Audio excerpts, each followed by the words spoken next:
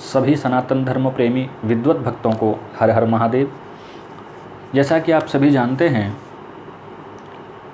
भगवान श्री राम की जन्मस्थली अयोध्या में भगवान श्री राम का मंदिर बनने की पूरी तैयारियां हो चुकी हैं। प्रधानमंत्री नरेंद्र मोदी जी 5 अगस्त 2020 को भगवान श्री राम के मंदिर का शिलान्यास करेंगे, यानी कि नींव रखेंगे। परंतु जब हम शिलान्यास के समय को यानी कि 5 अगस्त 2020 को मुहूर्त शास्त्र की दृष्टि से देखते हैं तो हमको पता चलता है कि भारत के किसी भी पंचांग में 5 अगस्त 2020 को शिलान्यास का यानी कि नींव रखने का कोई मुहूर्त उपलब्ध नहीं है। दूसरी बात, 5 अगस्त 2020 को भाद्रपद यानी भादों का महीना है और मुहूर्त शास्त्र के अनुसार भादों के महीने में शिलान्यास करने का स्पष्ट निषेध है। भादों के महीने में यदि शिलान्यास किया जाता है तो उसके संबंध में चर्चा करते हुए मुहूर्त गणपति में लिखा है नाशो भाद्रपदे भवेत, अर्थात भादों के महीने में शिलान्यास करने का अति अशुभ फल बताया गया है। इसी के साथ मुहूर्त चिंतामणि में लिखा है कृष्णे तस्करतो भयम, कृष्ण पक्ष में शिलान्यास करने पर चोरों का भय रहता है।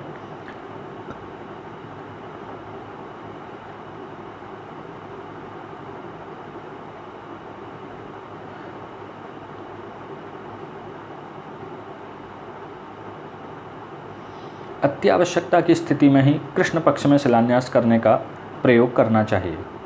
यहाँ एक बात और ध्यान देने योग्य है, सनातन धर्म की शास्त्रीय व्यवस्था के अनुसार कोई भी धार्मिक अनुष्ठान करने के लिए पत्नी का होना अनिवार्य होता है। तैत्रीय ब्राह्मण में लिखा है अयज्ञो वा एष यो अपत्नीकः। ब्रह्म पुराण में लिखा है अभार्यस्तु अधमो ज्ञेयः। पद्म पुराण में लिखा है भार्यां बिना च यो धर्मः स एव विफलो भवेत्। तात्पर्य ये है कि पत्नी रहित पुरुष ही धार्मिक अनुष्ठानों के लिए अयोग्य होता है। भगवान श्री राम ने भी जब अश्वमेध आदि यज्ञ किए, धार्मिक अनुष्ठान किए, तो भगवती सीता के न होने पर स्वर्णमयी सीता को अपने साथ रख करके धार्मिक अनुष्ठानों को संपन्न किया था। शिलान्यास के मुहूर्त के संबंध में अब यहाँ पर 2 पक्ष बनेंगे। एक पक्ष 5 अगस्त 2020 को शिलान्यास का मुहूर्त न होने के कारण से शिलान्यास को अशास्त्रीय मानेगा। दूसरा पक्ष 5 अगस्त 2020 के दिन को येन केन प्रकारेण इस वर्ष का शिलान्यास का सर्वश्रेष्ठ मुहूर्त सिद्ध करने का अनैतिक अशास्त्रीय प्रयास करेगा, धर्मद्रोह करेगा, शास्त्रद्रोह करेगा, शास्त्रों की अवमानना भी करेगा। इस पक्ष में कुछ लोगों का कहना है कि भगवान का काम है, भगवान के काम में किस बात का मुहूर्त, शुभस्य शीघ्रम, अच्छा काम जल्दी कर देना चाहिए। जिस समय में भगवान का कार्य, भगवान की सेवा, पूजा अर्चना ये सब हो, वही समय सबसे श्रेष्ठ होता है, आदि आदि बातें ये लोग कहेंगे।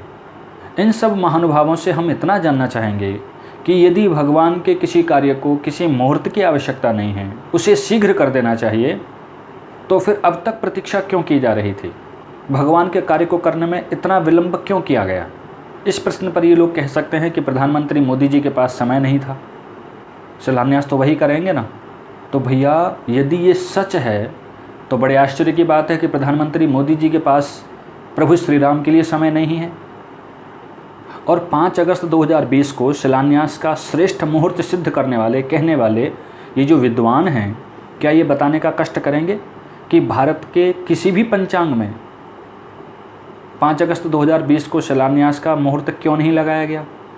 क्या भारत के पंचांगकार इतने अज्ञानी हैं, या सभी पंचांगकारों से चूक हो गई, या 5 अगस्त 2020 को शिलान्यास का श्रेष्ठ मुहूर्त घोषित करने वाले, कहने वाले लोग किसी पंचांग को प्रकाशित करते हैं? 5 अगस्त 2020 को शिलान्यास का सर्वश्रेष्ठ मुहूर्त सिद्ध करने वाले ये वही लोग हैं, उसी प्रकार के लोग हैं जिन्होंने कोरोना को नष्ट करने के लिए, भाग जाने के लिए, ताली थाली बजाने के लिए 22 मार्च, दीपक मोमबत्ती टॉर्च जलवाने के लिए 5 अगस्त को सर्वश्रेष्ठ मुहूर्त सिद्ध कर दिया था। राजनीतिक घोषणाओं को शास्त्रीय सिद्ध करने का प्रयास करने वाले जो विद्वान हैं, ये लोग शास्त्रों के या धर्म के प्रति निष्ठावान नहीं हैं, अपितु इनकी निष्ठा व्यक्ति या संगठनों के लिए है। ऐसे लोग पहले भी होते थे, अब भी हैं, आगे भी रहेंगे, और ऐसे लोगों को ही चाटुकार कहा जाता है। हमको ये भी जान लेना चाहिए कि भगवान का कार्य भी शुभ समय में शास्त्र विधि से करना ही उत्तम होता है।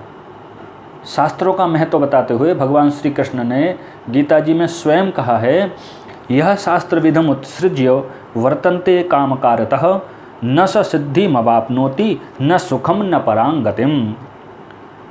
जो व्यक्ति शास्त्र विधि को त्याग करके मनमाना आचरण करता है, उसको न तो सिद्धि की प्राप्ति होती है, न सुख की प्राप्ति होती है, और न ही उसको परम गति की प्राप्ति होती है। अर्थात सिद्धि, सुख आदि की प्राप्ति के लिए शास्त्रों में बताई हुई विधि का ही प्रयोग करना चाहिए। इसी प्रसंग में भगवान ने आगे कहा है, तस्मात् शास्त्रम प्रमाणम ते कार्याकार्य व्यवस्थितौ। कर्तव्य और अकर्तव्य की व्यवस्था में, यानी कि क्या करना चाहिए क्या नहीं करना चाहिए, इसमें शास्त्र प्रमाण है। शास्त्रीय व्यवस्था के अनुसार, शास्त्र विधि के अनुसार ही कार्य करना चाहिए। 5 अगस्त 2020 को बुधवार के दिन कुछ लोग ये भी कह रहे हैं कि अभिजित मुहूर्त का प्रयोग करने से सारे दोष समाप्त हो जाएंगे। तो संभवतया उनको ये संज्ञान नहीं है कि बुधवार के दिन अभिजित मुहूर्त अप्रयोगनीय होता है, निषिद्ध है। क्योंकि बुधवार के दिन जो समय अभिजित मुहूर्त का ये लोग मानते हैं या मान रहे हैं, वो समय राहु काल होता है। और ये तो सभी के द्वारा सिद्ध बात है कि राहु काल में ये कार्य नहीं किया जाना चाहिए। कुछ लोगों का कहना है कि लग्न शुद्धि हो जाने पर सारे दोष समाप्त हो जाते हैं। अब यदि ये माना जाए कि लग्न शुद्धि हो जाने से समय और कार्य दोष रहित हो जाते हैं, तो इस दृष्टि से, इस सिद्धांत से, इस मान्यता के अनुसार तो पूरा का पूरा मुहूर्त शास्त्र, जिसमें प्रत्येक कार्य के लिए अलग अलग समय, अलग अलग व्यवस्थाएं, अलग अलग विधियां, अलग अलग तत्व, अलग अलग पदार्थों का विचार करने का निर्देश दिया गया है, वो पूरा का पूरा मुहूर्त शास्त्र तो फिर बेकार हो जाना है। फिर तो कोई भी कार्य कभी भी किया जा सकता है। केवल लग्न शुद्धि पर चिंतन करिए और कोई भी कार्य कभी भी कर लीजिए। ऐसी स्थिति में तो गुरु शुक्र अस्तकाल में, पुरुषोत्तम मास में, खर मास में, फुलाष्टक आदि निषिद्ध समयों में भी लग्न शुद्धि पर विचार करके, चिंतन करके, यानी कि लग्न शुद्धि का समय निकाल करके कोई भी कार्य, कोई भी संस्कार, कोई भी धार्मिक अनुष्ठान किया जा सकता है। क्या लग्न शुद्धि के नाम पर हम पूरे के पूरे मुहूर्त शास्त्र को, हमारे ऋषि मुनियों की शोध तपस्या को कूड़े के ढेर में नहीं डालने का प्रयास कर रहे हैं? यदि हम लग्न शुद्धि के नाम पर पूरे मुहूर्त शास्त्र की, मुहूर्त शोधन की समस्त विधियों को नज़रअंदाज करके 5 अगस्त को शिलान्यास का सर्वश्रेष्ठ मुहूर्त घोषित करते हैं, सिद्ध करते हैं, तो ये भारत के सभी पंचांगकारों का अपमान, ऋषि मुनियों की शोध साधना की अवमानना और स्पष्ट रूप से शास्त्रद्रोह, धर्मद्रोह होगा।